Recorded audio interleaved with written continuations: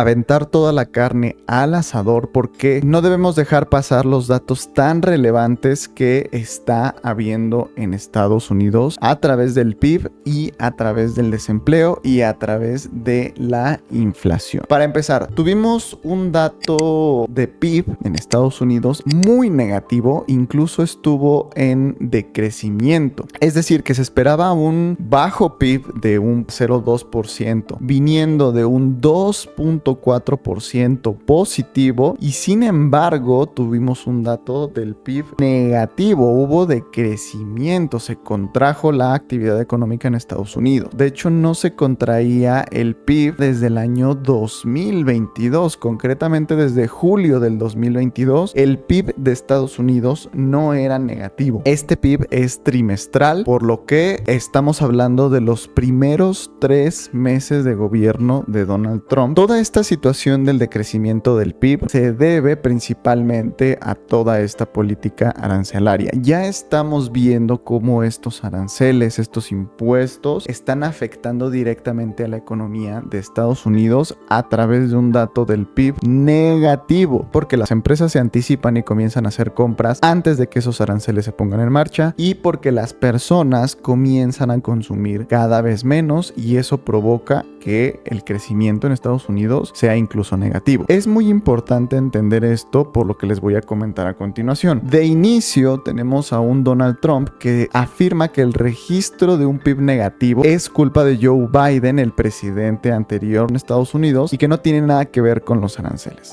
Esto es completamente falso. Por supuesto que no, porque los efectos de los aranceles sí es verdad que pueden tener repercusiones posteriores a que se implementen, pero el sentimiento del mercado también influye en la economía y en los mercados. Y el sentimiento del mercado es que si va a haber aranceles en un periodo posterior, entonces ellos se anticipan a hacer sus compras o a gastar menos o lo que sea que afecte a esta economía. Con esto, antes de pasar a la siguiente noticia, me gustaría comentarles algo muy importante. Nosotros, como les he venido comentando a lo largo de todo este tiempo, necesitamos que comience una inyección de liquidez a la economía para que los mercados puedan estar creciendo a lo largo del tiempo. Esta inyección de liquidez en la economía, principalmente de Estados Unidos, porque ya la estamos viendo en otros países, se va a dar hasta que la economía de Estados Unidos esté estable por medio del desempleo y de la inflación. Es decir, que el desempleo sea bajo y que la inflación de igual manera comience a caer. Esos son los puntos clave para que nosotros podamos ver crecimiento en los mercados, como lo ha venido haciendo todos estos años en los ciclos del mercado, los ciclos de liquidez y los ciclos económicos. Cuando llegó Trump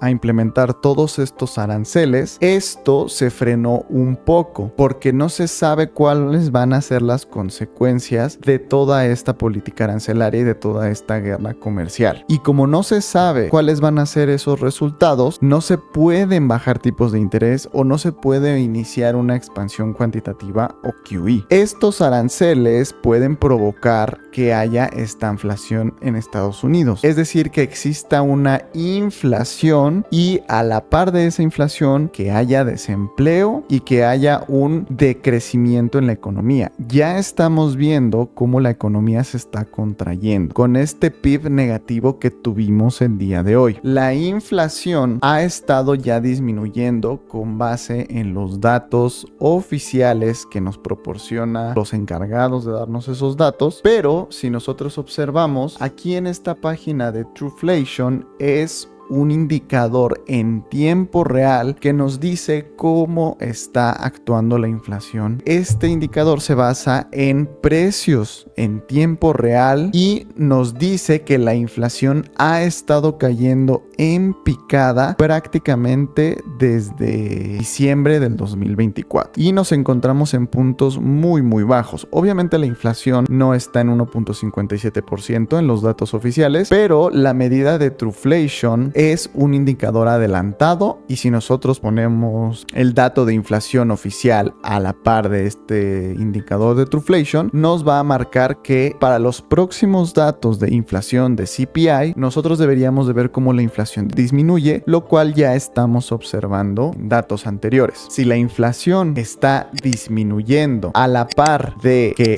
la economía se está contrayendo y que tenemos unos datos de empleo bastante negativos, porque el día de hoy también tuvimos el ADP, en el cual se esperaban 114,000 y se dio un resultado muchísimo menor de 62,000, viniendo de 147,000, y como lo pueden observar en el gráfico histórico, este empleo ha ido disminuyendo constantemente, está en una tendencia bajista desde el año 2021 y no ha parado. Entonces, si nosotros tenemos unos datos de inflación que son positivos, es decir, que van disminuyendo, junto con el desempleo que va aumentando, y tenemos unos datos de crecimiento en Estados Unidos negativos, nosotros podemos pensar que algo ya se está rompiendo en la economía, lo cual nos lleva a pensar que esos recortes de tipos de interés y esa QE pueden estar más pronto que tarde. Nada más, desde mi punto de vista, tenemos que ver que este dato de inflación, les voy a dar una noticia bastante impactante que observé por la tarde. La Fed planea realizar recompras semanales de apoyo de liquidez hasta 4,000 millones de dólares por operación, ¿no? Y el Tesoro publicó un cronograma tentativo de recompra para el próximo trimestre, justo después de que el PIB de Estados Unidos salió negativo. Yo les estoy comentando ahorita que las medidas que se pueden tomar por ver estos datos tan negativos, que las opciones son recortar tipos de interés y comenzar una política monetaria más expansiva, es decir, una QE. No nada más esos son los únicos movimientos que se pueden hacer para poder controlar toda esta situación, sino que también pueden hacer otro tipo de cosas, como